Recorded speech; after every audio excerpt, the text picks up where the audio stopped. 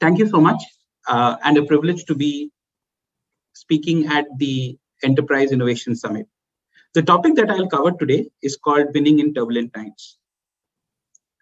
I've broadly split it into three sections. Firstly, starting with what are some of the macro drivers that we are seeing today, and it will help us understand what's changing.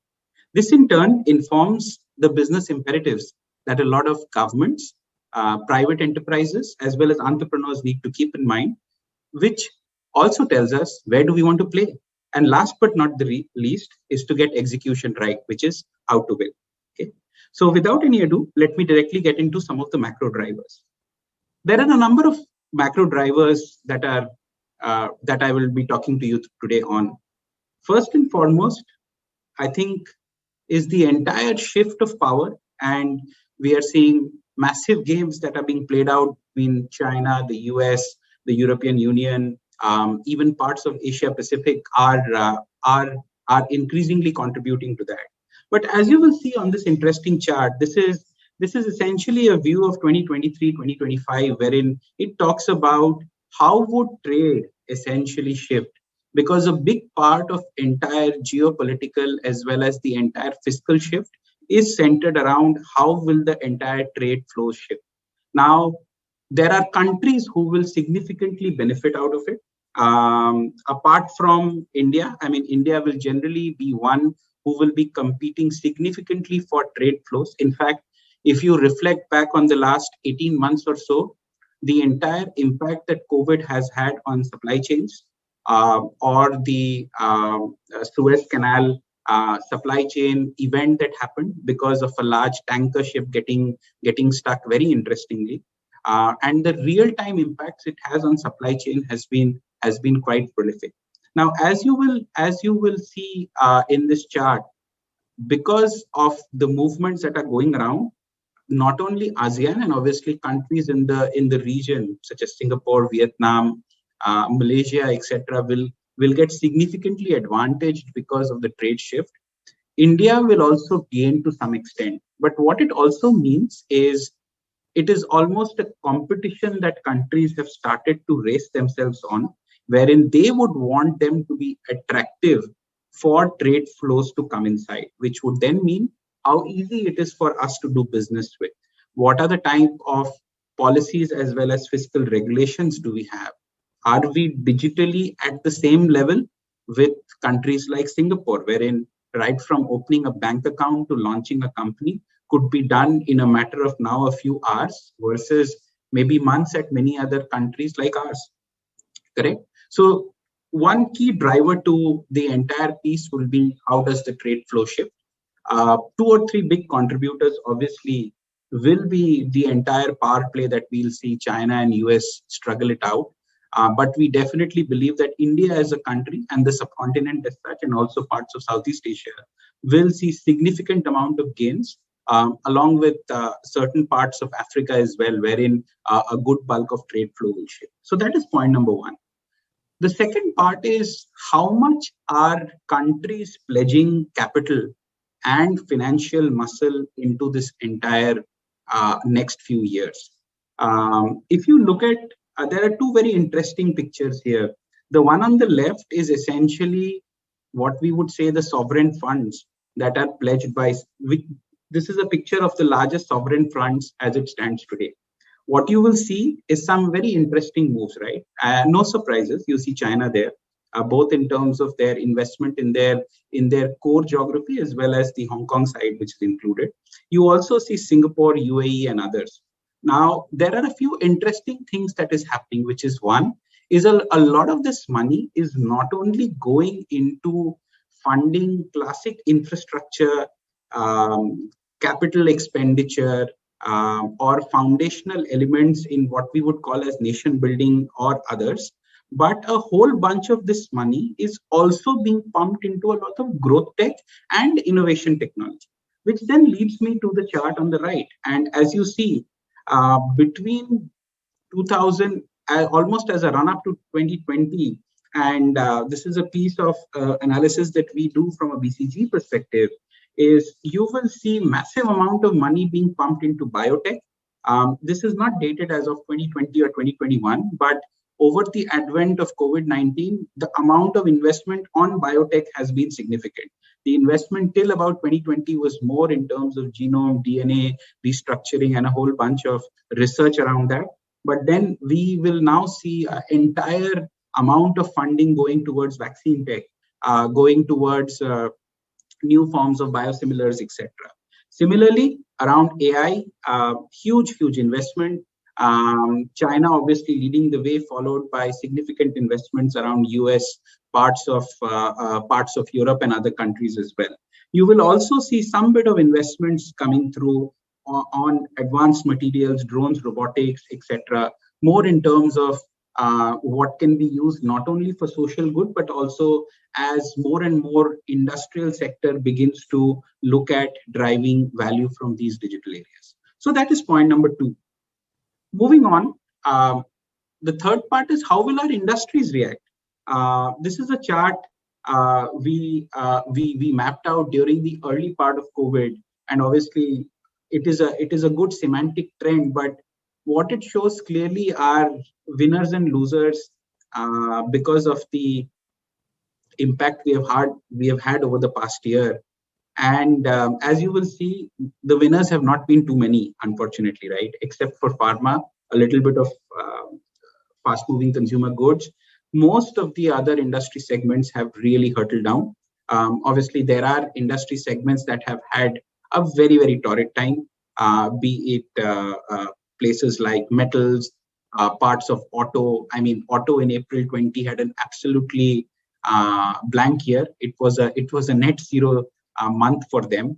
So a very tough time. But we are seeing slowly semblance of return, a path of recovery also coming up. But what we will see is industry segments getting disrupted, and each of these industries adopting and adapting to very different strategic styles of how to not only survive but also thrive. But this is an important chart for us to know that each industry cluster basis where they are. So whether you are now a fast growing one within the pharma or the FMCG space, or you are a one who is looking to claw back, maybe oil and gas companies who are increasingly looking at portfolios towards renewable, greater focus on ESG and other topics. But each of them are taking a very specific, and I would say calibrated stance based on the learnings they've had in the past 18 months or so. Moving on, I think the fourth topic is mainly around tech, right? I will cover this point in a little bit of detail in the ensuing section as well. But the point is that digital has been, I would say, a hyped word for a good number of years now. But there are now elements of digital and tech that really matter to us. AI is and has been now gaining steam. Has it become absolutely mainstream? I don't think so. It will still take a few months and years before it gets embedded into our real life and day-to-day usage.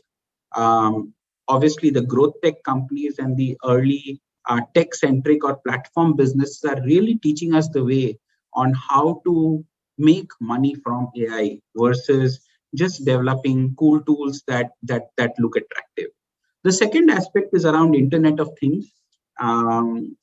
It is especially becoming very valuable, knowing we are now wanting to look at data emanating out of anything. As a human, out of me, in order to understand what's my heart rate, what my SpO2, so on and so forth, with the help of something like an Apple Watch or similar other devices, to obviously asset, equipment, and anything potentially moving around which can emit data, which is becoming important. And what does it mean? What it means for us is technology then driving a certain set of consumer behaviors, right? Which is today, each one of us want a very personalized experience, right from being an engineer to a doctor to obviously being a mother, housewife, to my grandmother as well, who, for example, just wants to be fed with her medicine information on time so that she has it before her meals, etc. Also, the point around how machine and human performance can be interlinked rather as one that will replace humans, which was a big cause of concern for automation, to one wherein the entire data as well as the intelligence out of the machines will augment our performance to really drive very wise and smart decisions at the ground.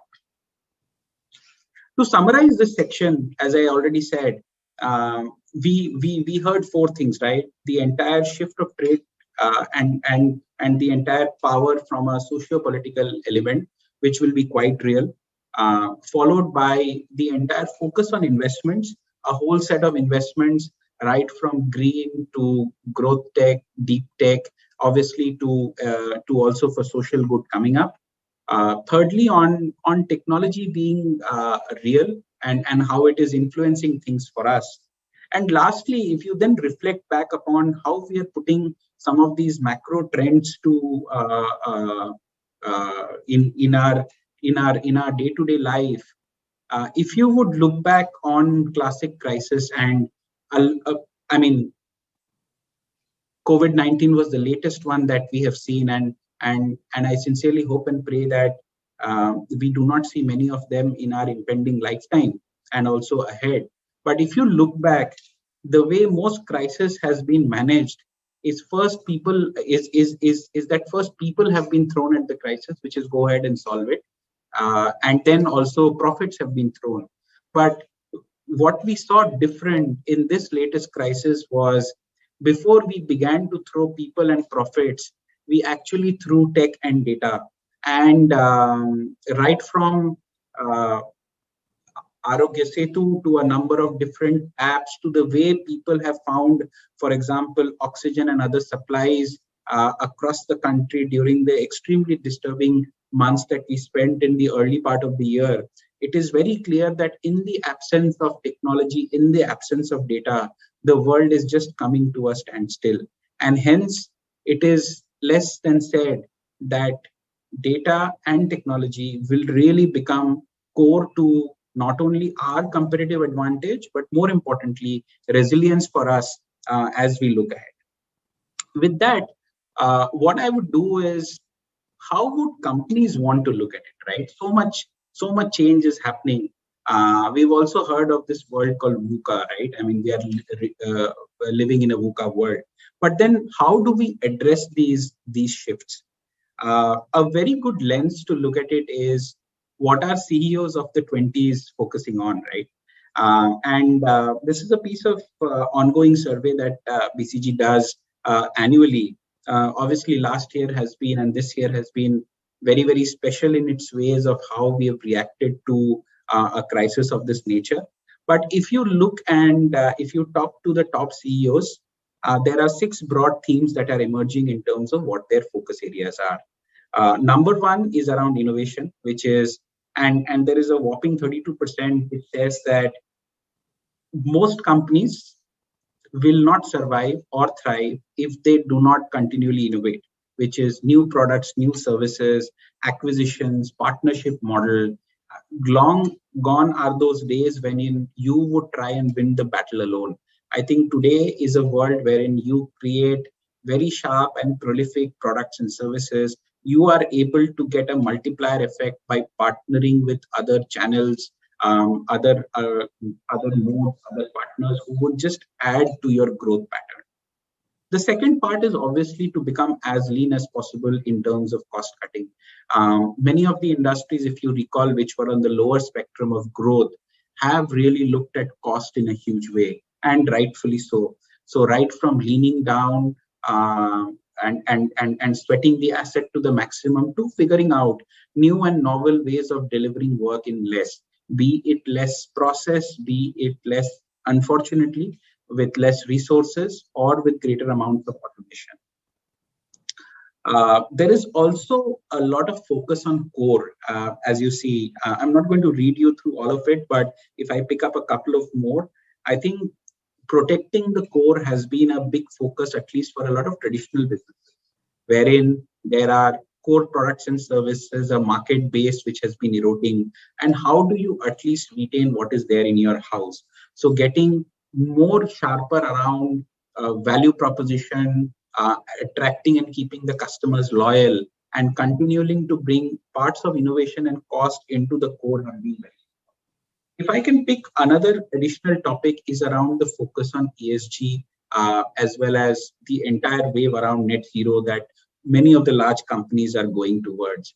I think this is becoming more than a lip service today, because a company's brand, a company's equity, as well as the way that a company is seen and how investments out and in for that company would be significantly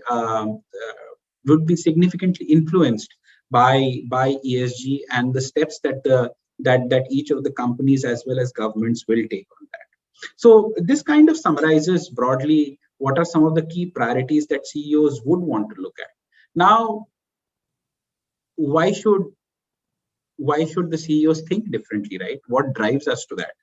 I'll just take a very quick example and maybe from the auto sector here, and talk about what forces us to do this. I mean, if we would have made money, we would have grown naturally. We would have met all the parameters. Was there a case for change? I think not. And what has transpired is, if you look at auto has been a classic model, right? So right from Ford, right from Henry Ford's famous Model T engine, and the entire growth around mass scale manufacturing, assembly lines, to the entire economies of scale, and a whole bunch of what I would say, an entire generation of manufacturing has been built around it, and from industry 2.0, 3.0 to where we are today, which is industry 4.0, right? So we have seen a whole bunch of mechanization that's evolved to a whole bunch of changes and challenges that are being, what we would say, that they are being faced with. I mean, with the likes of Tesla and many others who have come in, the automotive today is not a running machine. It's actually a computer with wheels. And what it means is there is a whole bunch of products and services. It's extremely, extremely connected. So right from linking data from your tires to human data, to linking it to insurance, to whatnot, it is really putting customer at the center of what you want to do, correct? And what it also means is, in this platform-centric world, the expectations that you and I today, as a driver of a vehicle or a consumer of a vehicle, have also changed a lot. I mean, many of us prefer a specific map-based view with certain music elements along. We also want, for example, safety to be a given, rightfully so. There are elements around, for example, recommendations on tire change, fuel change to be more active. How can you track and trace, do anti-theft? So the expectations have also evolved significantly. Now, if you look at it, there are two angles to which this battle is being fought. One is the attacker model, right, wherein new auto players are entering with a very tech-centric mindset. What they have is they have knowledge of platforms. They know how to connect systems. They also know how to give world-class experiences. But what they lack is they lack the physical muscle. They lack the ability to industrialize, which the likes of Ford, Chevrolet, etc. have done very successfully, Toyota, Honda, correct? And what are the incumbents doing? The incumbents are taking a slightly different route, right? Which is they still have the earlier code, but then they are putting elements on top of it, which is, for example, hiring tech talent, hiring AI machine learning specialists, wanting to do a whole bunch of agile development and pilot, correct? Building software and code, building telematics. But they are building it just like an additional IT or a tech or a digital project, rather than a transformation as well. Many of them are now beginning to do it. And hence, how would you now want to construct, or essentially what should a company do to win in this digital age? Which then takes me to the next section, which is what are the things we want to get right and how do we want to win?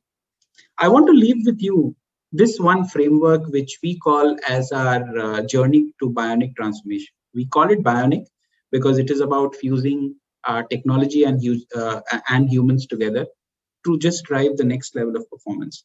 If you look at bionic, it has three very simple elements. There is an element of outcomes. That outcome is mainly driving the best customer relationship you can get, because today the function of cost or growth, of revenue or growth is a function of the customer relationship, right? You then have also got a cost element through very, very data driven inside led operations. And at the heart of both of them are extremely nimble, agile products and services, right? You take an industry, you can morph them into these three elements. These outcomes are essentially supported by two pillars. There is a pillar around the people and the organization, which is, it is easier said than done that we need to be agile.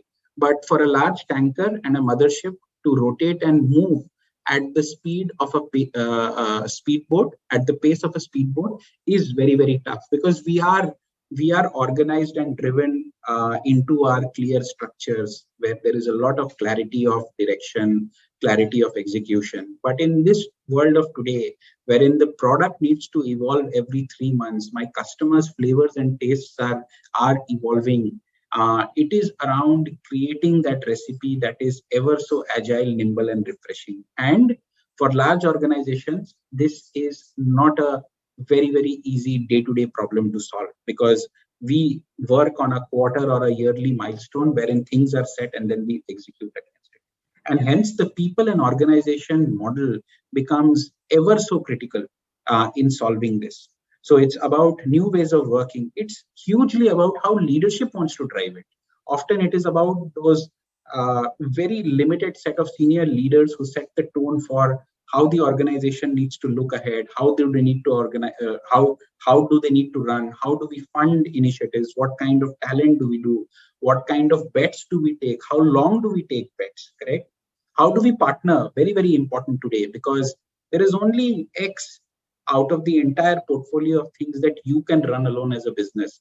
Today, we have got this multitude of opportunity wherein you can partner with the world, be it and also forge very interesting alliances for your advantage. The third and yet a very critical element there is the entire digital backbone, or the entire tech and data, if we could call it, right? It is not only about a whole bunch of savvy AI, machine learning, blockchain, all the cool sorts of tech that you talk about.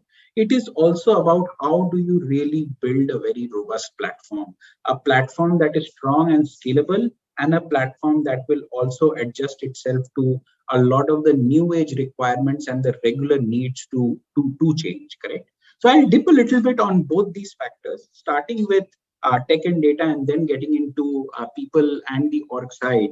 But before I do that, just a quick flavor of, and there are many companies who are doing well, especially in this digital age. I wanted to take a few examples here of organizations who were not known to be digital first, but they have figured out their own ways and mechanisms to kind of survive and thrive in this digital world. Let me pick a couple of examples. Number one is Starbucks. I mean, the simple motto of Starbucks was they wanted to give a personalized experience the way Starbucks would be at an individual level. So they called it the segment of one, which is Abhik as a Starbucks consumer is very different from any one of them, from anyone else. And they would essentially profile me, understand what I consume, whether I like a mocha or a latte, and would I take a cake or a cookie with it, etc. And then incentivize me, draw me into their format, and also help them not only recognize the brand, but also give a very lovely experience. To the other side of the world, from Shell, wherein the company really has always been an innovation leader on the industrial side. But it was not only about how Shell would drive greater throughput or reduce cost, but a story of innovation wherein they curated out of their business a new company called Machine Max. In fact, BCG had a big role to play with Shell in creating that venture. The core focus of Machine Max was to identify for all the fleets that run across Shell across their countries, what is the uptime, what is the downtime, how much fuel does it consume, and is there a cloud-based platform that could be created wherein a small, less than a hand-sized device is just stuck to the body of any type of fleet. It will pick up all of the vibration, pressure, temperature, fuel, etc. information, move that up to a cloud, and then give very predictive alerts and insight to the entire drivers and the operating community to tell them this is the way you should optimize your operation, or this is the downtime expected and you should go after it. So a beautiful example wherein a company solves its problem, but more importantly, drives and spins the business out of it, and that becomes an additional revenue model. Great. So moving on, I will quickly cover what we need to get right in two components. Number one is on the tech side, and then also on the people and on the org side. On the tech side, I just want to quickly share 6 key elements. Part of it are also influenced by post-pandemic, but they are anyway important for the most part.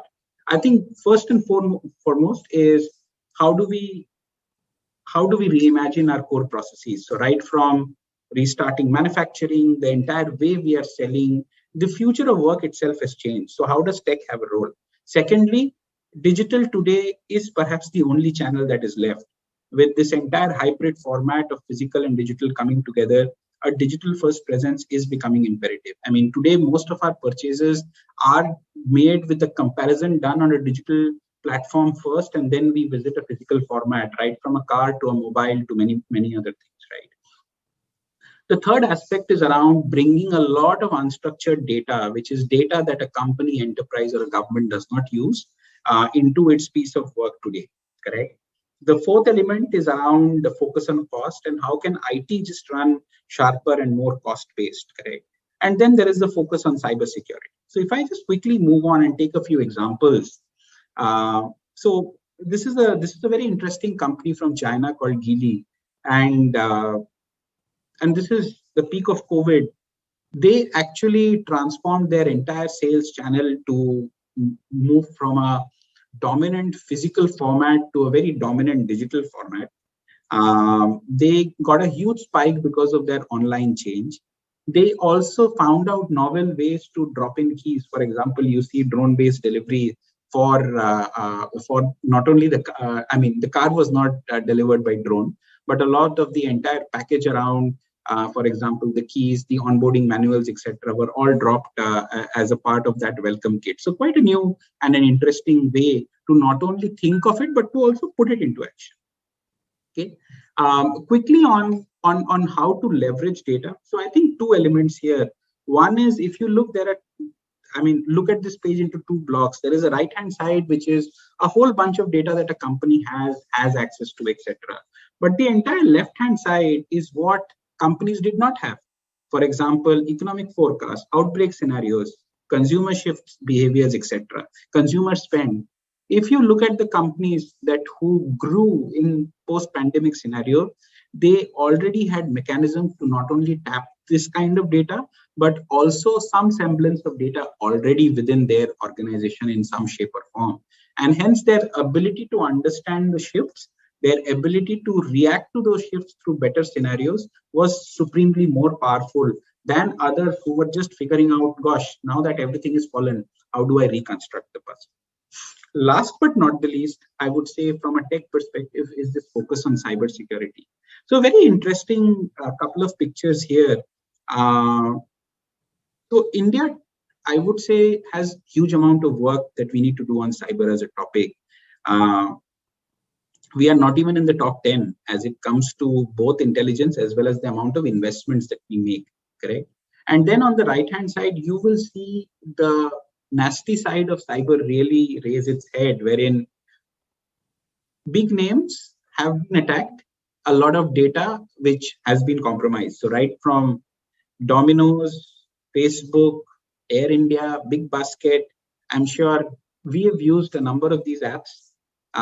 It is very, very possible that your and my data is in that list that has got compromised, right? So right from password hashes, as you see, to credit card data, to bank account number, etc. Quite scary, and hence it is just time and need of the hour for us to get this right. Very quickly, then on to the people and the org side. So I already touched upon leadership as a topic and how do we get that right. I just want to touch two more other topics before I close out this session. One is around organizations need to get talent right. I think we've got a simple formula that we call as 10-20-70, wherein success and scaling value through digital is a function of 10% of algorithm, 20% of getting the base technology right, and 70% is really around people and change. And this is where most of the companies are really, really struggling. With the right kind of capabilities, and today's capabilities that you need to build a world-class platform business stretch from people who know design thinking, strategic design, who understand cybersecurity, who know product development, who do what we call as DevOps or DevSecOps. They understand software engineering. They understand telematics. These are not the skills that are freely moving around. These are prime skills that the tech-first companies taught us on how to build products. And clearly, we need to, the emerging leaders of tomorrow need to not only have these tech or digital ninjas, but also to pair them up with very sharp business and astute, sharp professionals who understand the industry. So it's really a mix of both of them, because just a platform guy cannot build $1 billion business, and just a business guy today cannot build $1 billion platform. And essentially what we need is a platform that generates $1 billion business. And hence it's a tough fusion of two skills that companies are struggling with. Some are figuring it out by early campus hiring, retraining, retooling, etc. But the journey will take its time, but we at least need to get it right. The last thing is, how do we get partnerships right? And less than said, it is very, very important that we recognize how do we build partnerships not only from a technology and a platform, which allows us to create, for example, more APIs, cloud platforms, ability to connect many other channel partners, etc., but also as a business, and how do we drive our go-to-market and the entire fundamental structure, which allows more and more partners to come with us, to hook with us, and then we run together. It is not just a product and a platform prerogative. It is also a new ways of working for business and business leaders to acquaint and accommodate to the new fact that winning in the longer race is not about running alone. And it is almost like how you would run a marathon, wherein the world champion needs a number of top ranking marathoners with him across the practice, so that collectively they are just a world force to reckon with. So in summary, as I would say, 3 pieces to the element. Number 1, the future of companies will be bionic. Number 2, they will really focus on 2 or 3 specific outcomes. One is customer relationship. The second is very data-led operations and world-class products and service. And they will be supported by 2 pillars, a scalable, robust data and tech backbone, and very importantly, new ways of working and leadership and people capabilities that will drive them forward. I once again thank you for having me on this platform.